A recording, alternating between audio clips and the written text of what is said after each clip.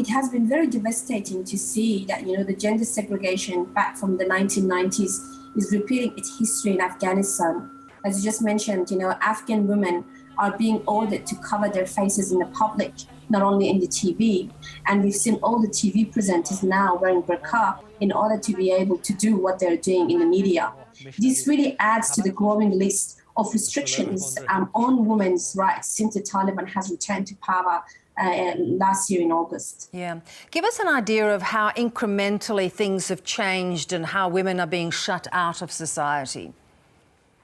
Well, to be honest, everyone was saying that the Taliban has come back to the country and they are promising, that gender rights, women's rights will be maintained throughout the country. But slowly we saw, that that wasn't the case, and it was just a show for the international community. We did tend to see that girls are being asked to remove from school. Female teachers are actually receiving death threats that if they do want to continue education for girls. We've been seeing a lot of women being asked to leave their employment opportunities in whatever sector there is. Literally, women are becoming prisoners of their own gender. And now, in addition to that, what we are seeing is that, those female presenters, journalists, in the media have been asked to, cover their faces in order to be able to work. Yeah. I noticed that some of their male colleagues have come out in support, covering their faces as well. What might happen to those protesting this change?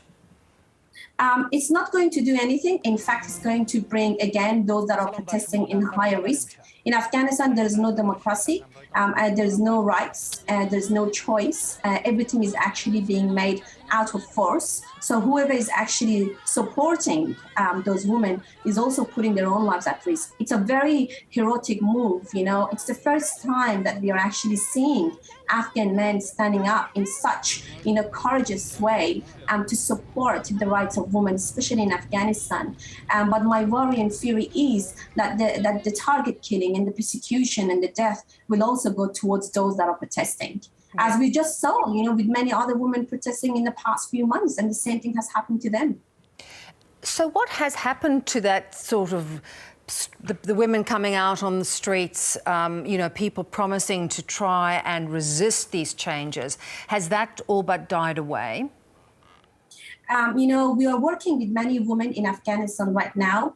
On the ground, we are quite active. We actually deliver an emergency relief program. And with every female that we are speaking right now, and in the past few days, we've been in contact with many of them, each and every one is actually, voicing fear. A lot of them are no longer talking about mere survival. It's all about, how to escape and how to, get to a security and establish safety again. There is a clear pattern, of Taliban atrocities now being committed across Afghanistan, which could mean that, all the Afghans may be facing, immediate persecution and death and killings. Mm. Has there been an effort to go underground to keep educating young girls to try and hide it from view? We've done, at least the local actors in Afghanistan, they've been trying their best to provide informal education in homes. There've been a lot of outreach advocacy around, at least primary education for girls. And some of those activities, even in the villages, have been stopped. We've had many teachers who have been tortured as a result. We've seen many females who have been wounded or have been shot even in today's city in Kabul, just because they've been doing advocacy efforts in bringing education back to females. But unfortunately, none of those efforts have resulted in anything other than death for many of those who have tried to protest against this. Yeah. One of the problems with any issue like this is that it slips from public view. It slips from international pressure. How do you think this is going to change? What needs to be done? We've been hearing so much of the Taliban trying to blackmail the international community when they came in power back in August in 2021. I think what we need to do is to bring more, attention to the voices of women. Right now, if you look in Afghanistan, we've got media censorship. when it comes to the voices of female in particular, let alone, the continuous war and persecution against all Afghans in Afghanistan.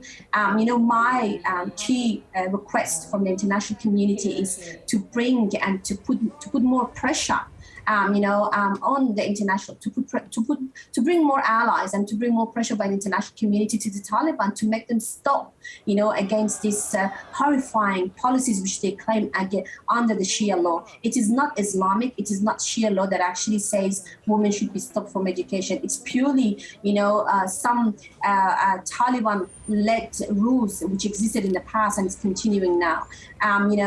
Afghanistan has banned women and girls from receiving secondary and even primary education now. And the Ministry of Women's Affairs has been disbanded, and women are not allowed to work.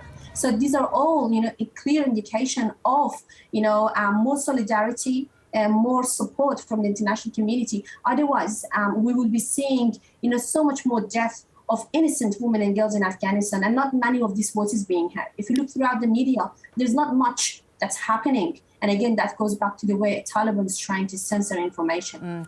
What about the men within Afghanistan? Are they just falling into line as well, or do they support some of these changes? We're dealing with a country context that having a lot of, unfortunate issues. We're dealing with war and persecution, and then on the other hand, we're dealing with droughts, and hunger. And then on the other hand, we're seeing hospitals and schools and, ethnic minority cleansing happening. So there's so much right now. There's a huge mess. I would say there's genocide happening all around the country, and it's not really easy to divide what men or women is doing. I think everybody as a family unit in Afghanistan are trying to survive, the multiple horrendous issues that has existed for decades, the multiple decades of inhumanity and injustice that has occurred in Afghanistan has been just, echoing and crying out from each and every male or female in the country.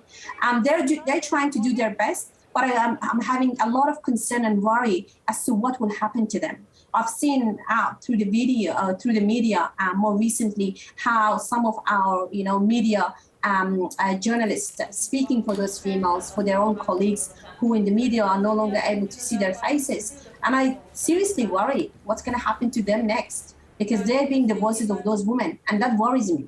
That worries me as to what are they going to bring next, seeing that advocacy happening. Yeah, really difficult times indeed. Really appreciate you joining us. Thanks so much. No worries. Thank you.